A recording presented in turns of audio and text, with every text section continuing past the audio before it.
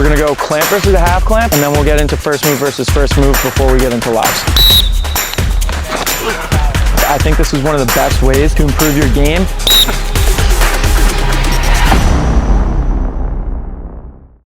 What's going on, guys? Coach Derek here, back with another video, and today I'm with my two proteges, Liam and Nate.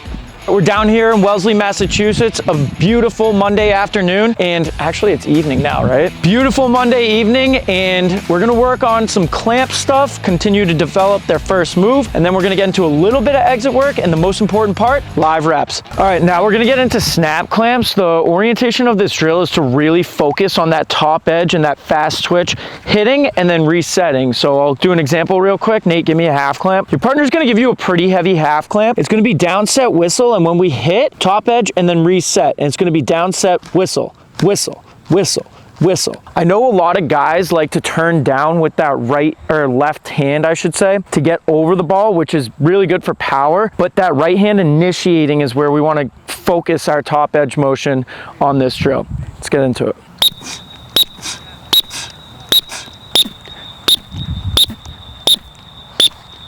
Now we're gonna get into a staple of the Kougar Elite training program in terms of developing our clamp. We're gonna go slow clamps versus a false clamp. You guys have seen this on the channel before, making sure that we're leading with that top edge, going down the line, and then shifting our pressure into the ball. Making sure that we kind of compartmentalize each movement into the three movements that we will then do full speed to gain full control of the ball. Nice, go. Go. Nice. Go.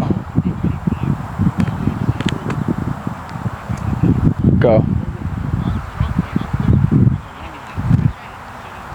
Okay, so with stick efficiency clamps, all right, Nate, put your stick down. This is essentially just working on everything that we did previously. Now we're focusing on more full speed action into it. Not only do we need to be efficient with our top edge, but we also need to go down the line. If we push any amount forward, what will end up happening is we'll clamp on that stick. That's the indicator that we're not going down the line or using our top edge enough to initiate our clamp. So instead we want to punch down the line, snap over, and when we finish through, the heads are gonna match together kind of like a puzzle piece. All right, we go 5 reps with a nice gap, and then we go 5 reps with the ball all the way up to the stick. Here we go.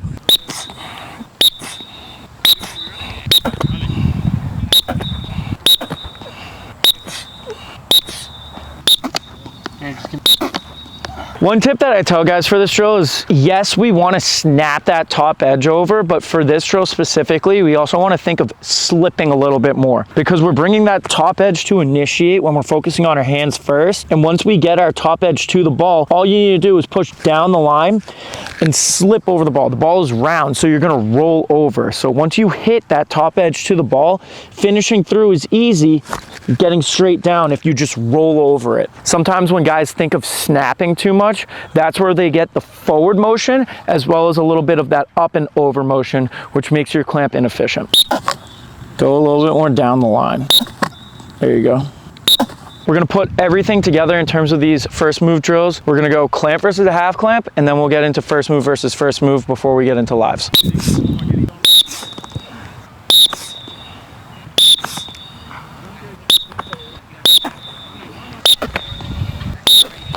Sometimes when you're clamping, you're moving your body just slightly before your hands. So really focus on leading with your hands and then finishing through your pressure with a shift in your weight. Dude, that was perfect. With first move versus first move, downside whistle, they're gonna hit, and then I want them to sit and evaluate where they are in their clamp. This is gonna tell whether or not they're reacting well to the whistle, and also the inefficiencies to where they're getting to when they finish their clamp, whether the ball's in the middle of their stick, in the throat, whether they're using too much left or too little. You're reacting pretty well, Liam, but the biggest thing I would say is you have zero down the line motion when you're getting to the ball, okay? You're just really focusing on that top edge, which isn't bad, but when Nate's finishing through down the line, he's getting way more of it, okay? Focus on that right hand stab a little bit more.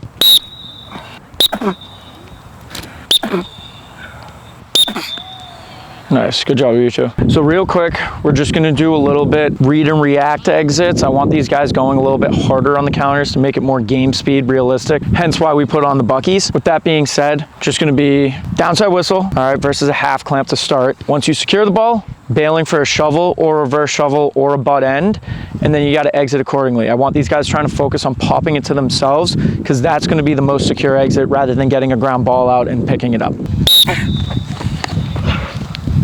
There you go, catch that.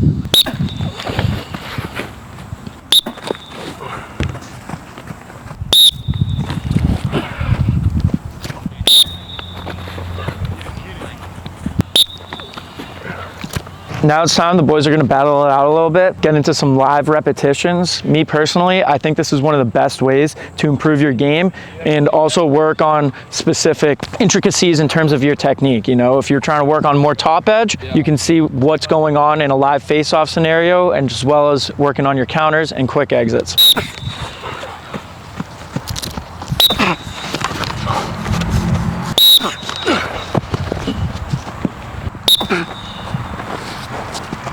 Don't drop your feet.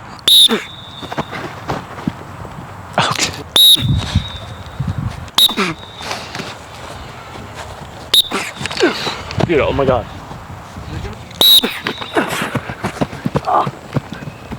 When you secure the clamp, right, because you're in that back clamp here, okay, when you go to get out from here to here without pinching it, that's why the reverse shovel is so effective. We worked on this last time. I want you to shift that pressure to that bottom edge, okay? And then especially when you feel an absence of pressure from your opponent, that should be telling you, I gotta get out in a clean fashion. Having that opposite down the line, turning that right shoulder away after you shift is what's gonna help you secure it out and away from your opponent, okay? Yeah. So take your time with your exits, but make sure you're exiting to the right spot, controlled. Finish it. Nice. A little bit better, but you let him turn the corner too much. Finish your clamp, pinch and pop.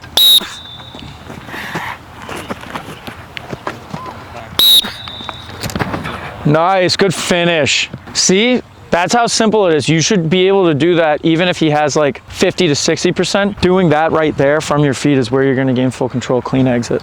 Ready. Oh.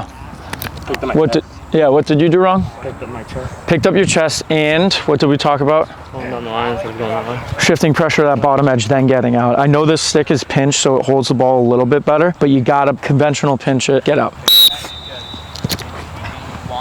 Oh shit, good idea. Okay, so now we're gonna end the session with a best of 5. We're gonna see who comes out on top. See if Nate folds under the pressure or Liam just dominates the competition. Keep going, Liam.